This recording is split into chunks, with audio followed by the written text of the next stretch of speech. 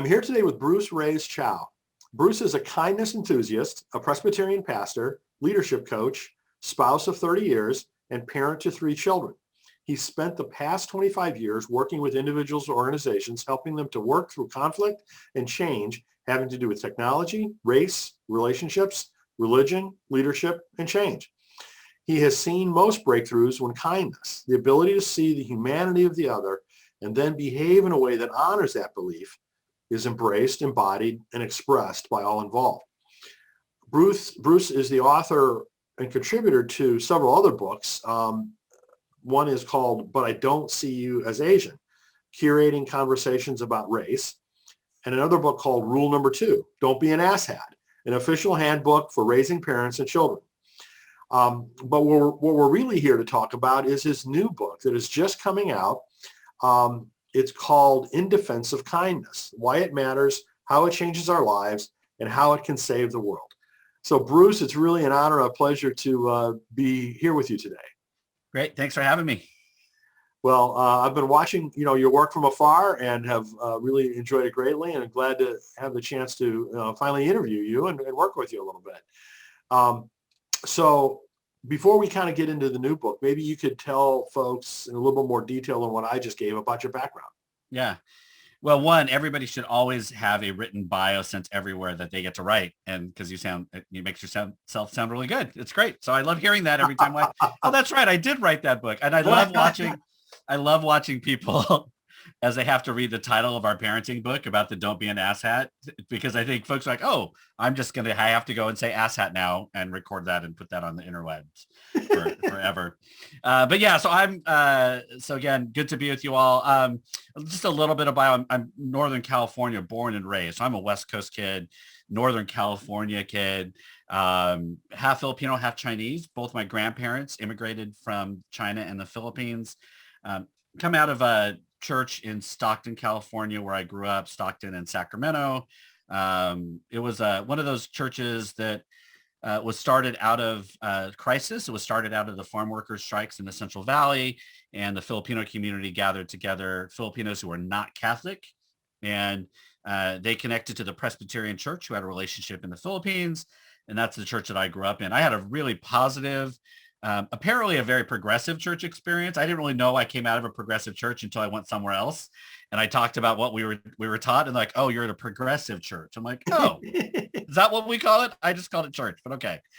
I've been pastoring in the Presbyterian Church USA for the last 25 years, have done interims, I started a church in San Francisco, and now the pastor and head of staff at First Presbyterian Church of Palo Alto, and enjoy having a kind of feet in the pastoral world and that life, and thinking about how we as culture, community, faith impacts the world for good. And I kind of love holding space in both, because I think it keeps me connected, and finding communities that enjoy that conversation has just been just a thrill of mine. So yeah, I've been at this congregation now for about 18 months, almost 20 months. So I've actually led more worship experiences online than in person.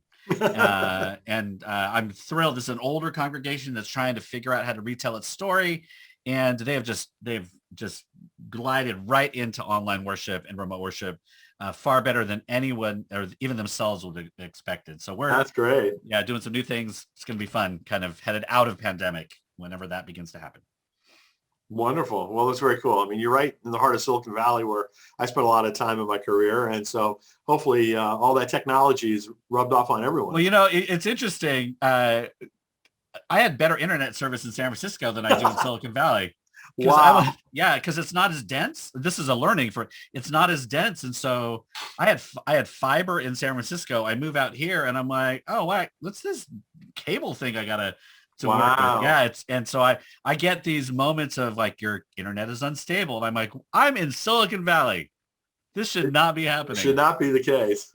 You tap into Stanford. Exactly. But you run a really long cable from Stanford. So as I mentioned earlier, you've written several different books. I mean, you could tell us about some of the earlier books before we get into it? Yeah. So I share with folks all the time who help build platforms and brand people. I'm like a brander's nightmare because I am interested in and feel like I know just enough about a lot of things and I'm engaged in a lot of things. So I've written a couple of books in the past. One I wrote a long time ago, one called The Definitive-ish Guide to Social Media and the Church. And it was one of the first kind of, okay, so there's this Twitter thing out there. How do we actually use this in the life of the church? Not just the technical pieces, but began to look at some theological reasons and some cultural reasons about why and how we could just use a platform. And I walked through at that time a lot of the different things that happened. So I wrote that, and I've been engaged in social media and technology for many years after that. Wrote a book on race, really looking at microaggressions and finding ways to actually have conversations about race. You know, I'm not an academic. This is not a, crossing the lynching tree kind of book. It's, I need a starter book on race. And that's what a lot of folks have thought of the one I wrote called I Don't See You as Asian. And then my wife and I wrote a book, which I'm really proud of. It's the Don't Be an Asshat book. So it's not a church book. So you're not going to see that book sitting on a lot of church bookshelves, though a lot of, we played with this idea of creating a fake like brown paper bag cover so people in churches could read it and not feel bad. But what my wife and I did is we basically sat down and we just made a list of all the things that we want to pass on to our 3 children. And we had to narrow it down. I think we came to 101. And it's everything from, understanding about the importance of protest and about social change to 2 or 3 of our favorite recipes that you got to keep going to, practical kind of household things and we touch on sexuality and alcohol and all the other, like we just do everything with the idea that here's the things that we believe are important. And we wrote it not just for children, but for the parents as well, because it's a way for us to begin to think about how do we have conversations about really the breadth of our life, where none of us are one-dimensional. And so we are kind of trying to share some teachings about what it means to parent in a world today. And then I've written some prayer books and contributed to some other things. But so that's what I did. Now I wrote a book on kindness. I love, my publisher came up with the idea of kindness enthusiasts, which I think was a really interesting way to talk about it, because apparently that's what I am. And so have really enjoyed kind of putting this together, thinking about this as not just a tactic of a way of being, but as a way that we approach, that we live and love in the world. And so putting this all together and thinking about that has been pretty exciting. So I'm glad that it's finally coming out. Cool. Well, it sounds exciting. I haven't had a chance to read it yet because it's just not yet quite available. Well, it's really good. So put all your reviews out there now that it's excellent, Well, I'm anxious to read it, honestly. But tell us a little bit how it's structured. What's Sure. Yeah. So I structured it in a way that touches upon just how can kindness, and so the first thing I do is I talk about what do I mean by kindness, and how I begin to define kindness is basically that we all believe that every individual is a created and complex human, and then we actually treat them as if we believe that to be true. So it's one thing to say, yes, you're complex and you're not one-dimensional, and then go about my day, but then to actually decide that it's going to impact how I treat you in the world. That's the crux of it. So I do a little of that. I debunk and kind of challenge this idea, because I think a lot of people think that kindness is just being nice, or it's about avoiding conflict, or it's about just everybody get along. And, and I really push on, if that's what you believe kindness is, I think you need to reconfigure your definition of kindness. And so I do a little bit of that. I kind of do big picture concepts, and then I begin to land the plane with what does it mean to have, I ask questions about why is it difficult to be kind to the people that we're closest to? Sometimes we're the meanest to people who are right near us. And I unpack that a little bit. I talk about kindness and things like saviorism. I think people sometimes think it's kind to I tell a story about going to Haiti right after the earthquake and stepping into a hospital, and they said, here's the Junk for Jesus room. And here's all this stuff that churches think we need.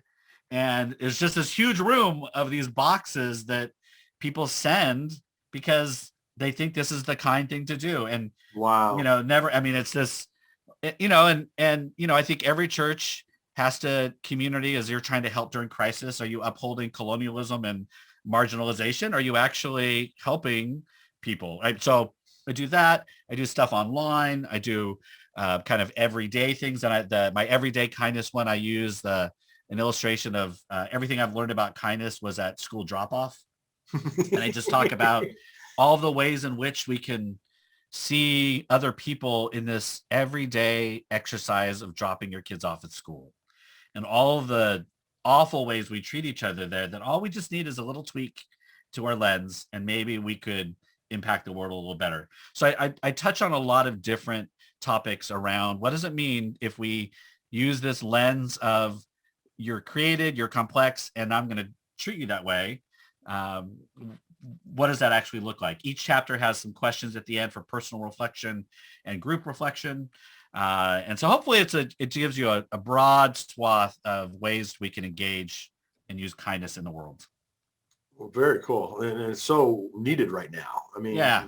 we've had a very unkind environment, within our country and our culture here for at least a few years. It's gotten less kind, I would say, over the last several years. And I know one of the parts of the book you talk about kindness as it relates to social media.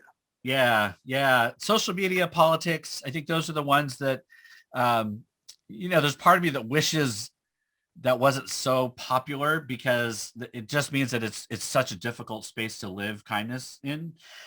So when I do a social media thing and it starts because I got trolled by Roseanne Barr at one point, and which was it was so bizarre. I was just like, what is going on? And but just talked about like how I responded, how other people responded to an obvious a person that was not interested in really engagement, right? It was just to stir things up. And I think that's one of the pieces around when we live in the world with the view of complexity and creation, and that every invitation to every online battle you're invited to, you actually don't have to accept.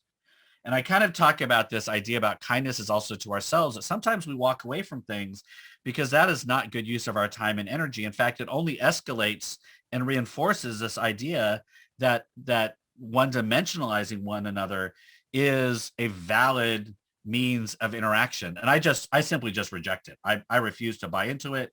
I refuse to engage with people who want to perpetuate that. And so the politics and the online world, I think the lens of kindness challenges us to be more multidimensional ourselves, as well as to see that others might be. And so engaging with people and finding out the online thing is, for instance, when somebody comes at me online, I actually go and look through their thread and take the time to see, is this somebody who's actually looking to engage, or are they just out there trying to, tweet bomb people? And if they're not, I don't even respond if it's clear that they're just going out dropping stuff. But if it's somebody that's engaged with people, I'm like, hey, looks like you want to engage.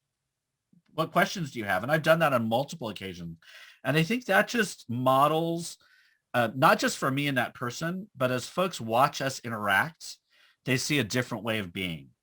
And so I think for those of us that are engaged online, interacting in a way that models how we would want to be approached is such an important thing. But it's exhausting and it's tiring and it takes time, and it's a choice we have to make every day. But if we're gonna complain about how awful the world is online and politically, at some point we have to engage it differently. And this is my challenge of the book, is to get up every morning and decide that we're going to look at the world through a different lens, and whether we're up for that or not. I mean, I think that really is a question for all of us.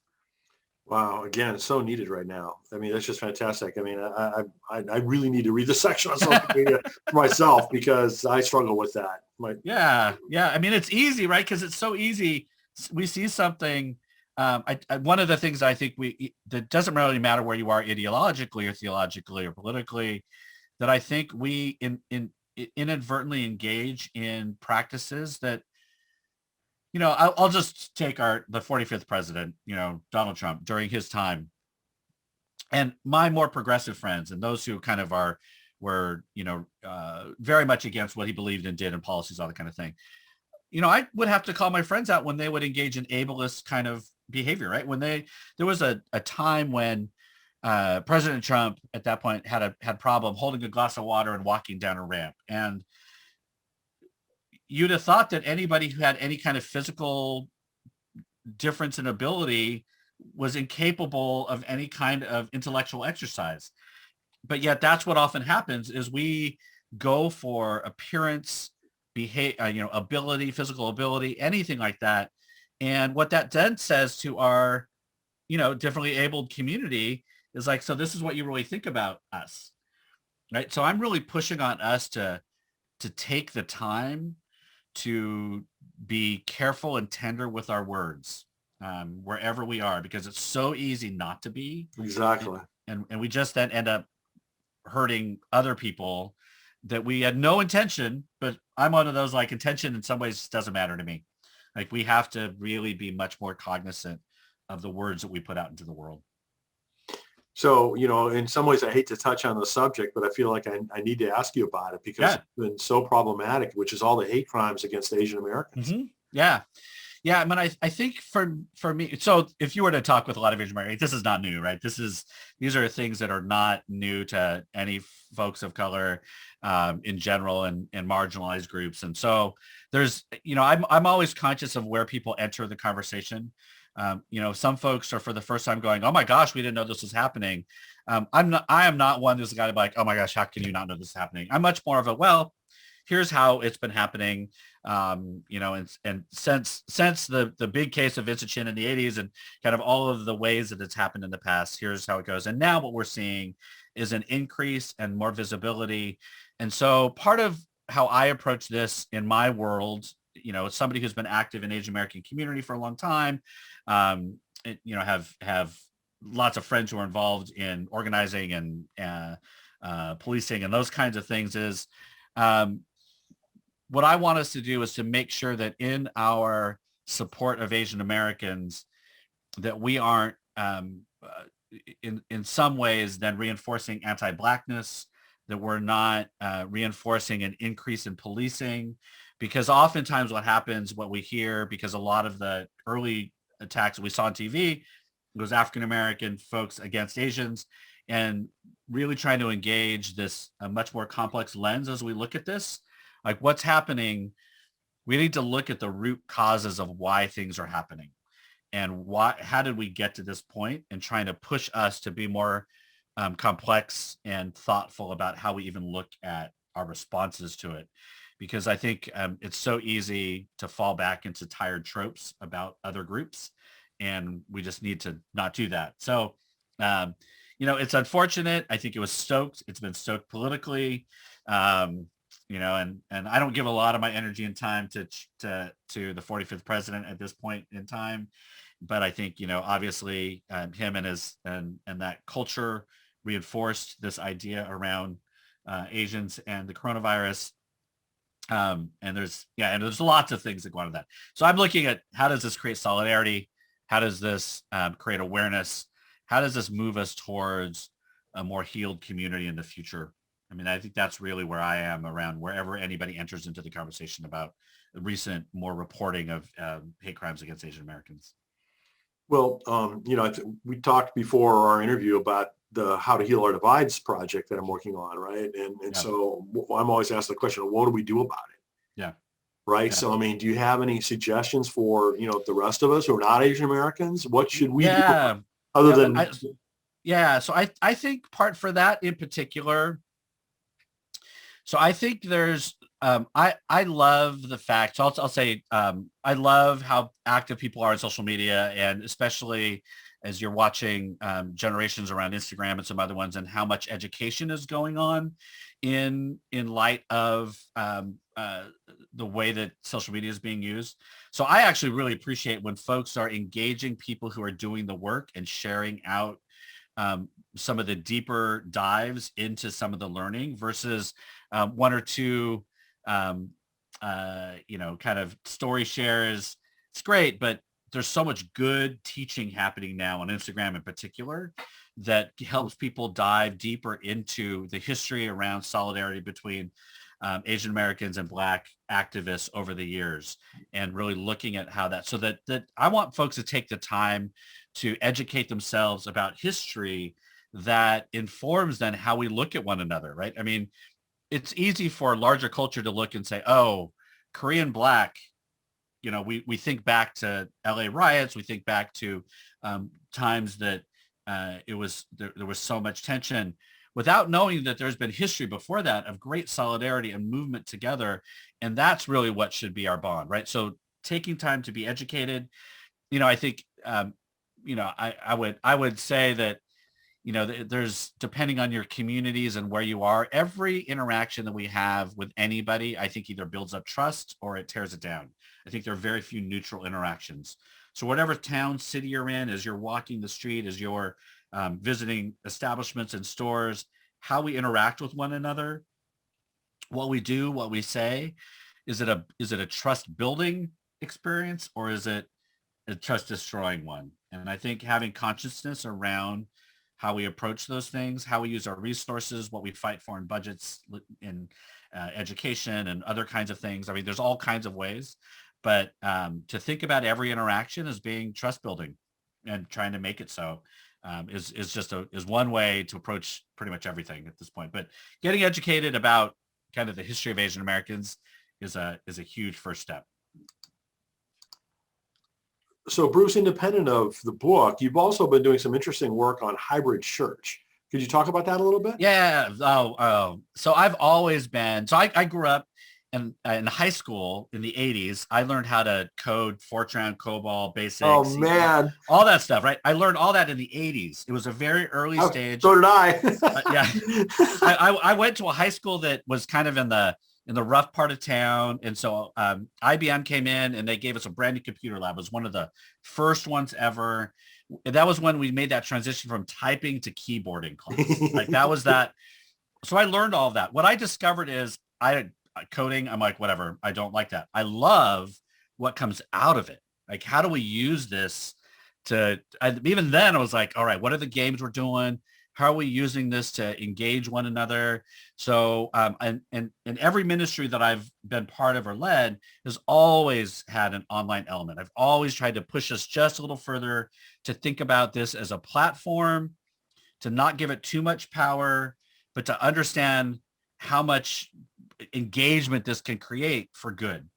And so over the last, 10, 12 years, I've been really involved with social media and technology and church life, and have led, I ran for a while on Twitter. We had a worship on Twitter every Sunday. A group of us just had a service on Twitter. We started an online church years ago that got huge, and that just ended its small groups. It just ended about 2 or 3 years ago. Now when we moved into pandemic, I don't talk about silver linings to pandemic. There've been far too much suffering and death. I've lost my grandmother to COVID, we've multiple relatives.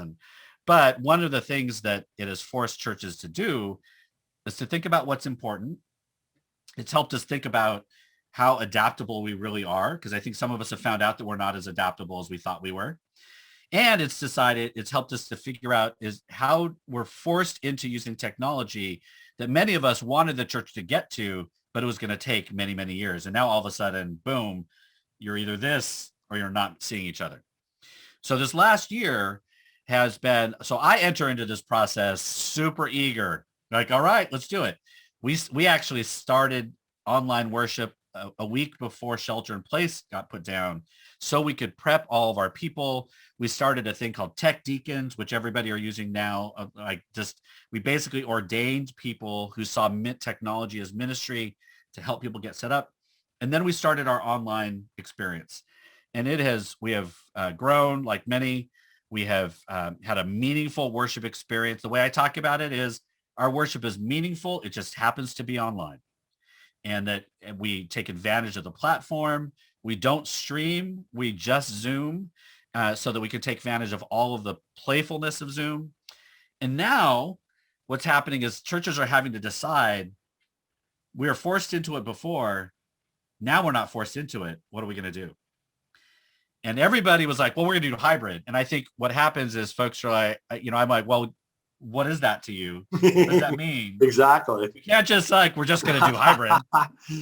So I've been working with churches now for the last, I'd say, a good 4 or 5 months, helping them think through what does it really mean to be hybrid. It's one thing to stream, right? That is easy to pull off. Far many churches were doing that beforehand. It's another thing to do hybrid. And how I define hybrid is that whether you are in that space physically or remotely, you are essentially having the same worship experience. At the same time. At the same time. So we don't pre-record anything.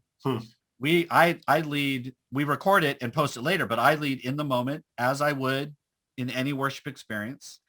And, as I tell the folks, like, this is a muscle that I have been working on for decades, but not everybody has. And so it's trying to figure out, how do you lead worship now in this format that, people, like, it's just so difficult. I'm like, well, it should be hard.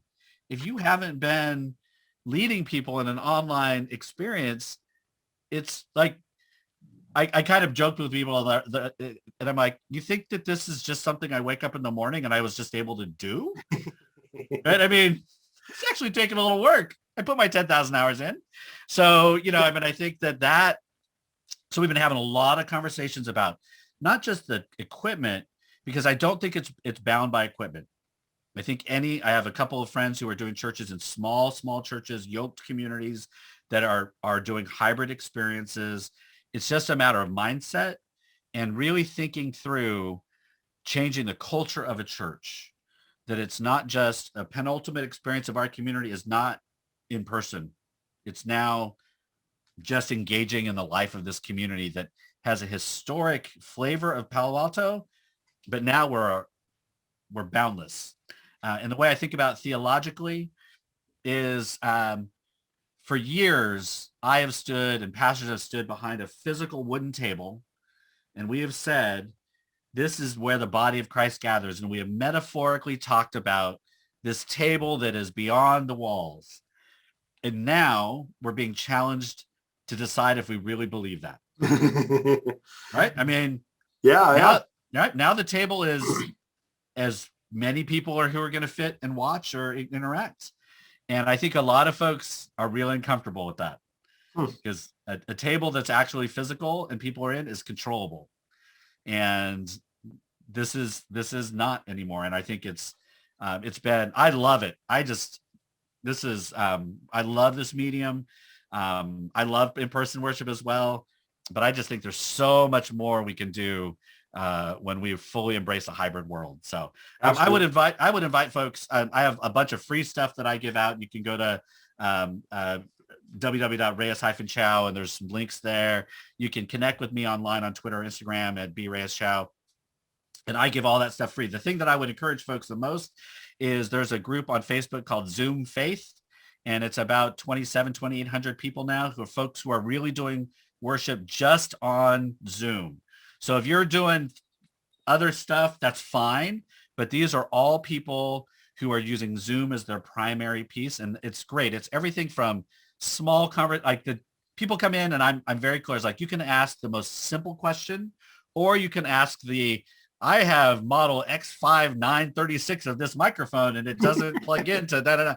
And there are people now that are like, okay, and they answer both of them. I mean, it's such a lovely community. I meet once a month with about 40 people for a free coaching session. So if anybody wants to join that with us, I do that the first Monday of every month, just to talk through what everybody's doing, how we might do this better. I want people to have meaningful worship experiences. And if you want to do that hybrid, you got to do it well and really think it through. So that's kind of the big stuff that I'm doing right now. That is so awesome. Yeah. Yep. And then trying to launch a book and pastor a church. In your spare time. In my spare time. Well, that's awesome that you're doing, so much, technology wise and kind of forward thinking wise to help all these other churches. Yeah. Yeah. I'm grateful for the congregation that I serve. They really see as part of their calling to share their pastoral leadership. And I've been doing this stuff nationally for a while. And I think when I came here, that was just an assumption that they would get to be a laboratory, which they love. Like, they're like, okay, let's try this. It seems like if Bruce isn't worried about it, Let's go ahead and try it. Like, and I tell our staff and others, I'm like, we're actually not an emergency room at a hospital. Like if we mess up, somebody's not actually going to die. It'll be okay. Like if we mess up and we'll fix it and it'll be fine. Wow. Well, Bruce, it was so wonderful to spend some time with you. I really appreciate your work. Thank you for this new book. I think it's going to be a bestseller. Well, I hope so. That would be great. And I look forward to, further collaboration. I think we have some great opportunities together. So great. Well, it was great to get to know you and all the stuff, exciting, fun stuff that you're doing. And so look forward to working together. sounds good. Thanks again, Bruce. All right.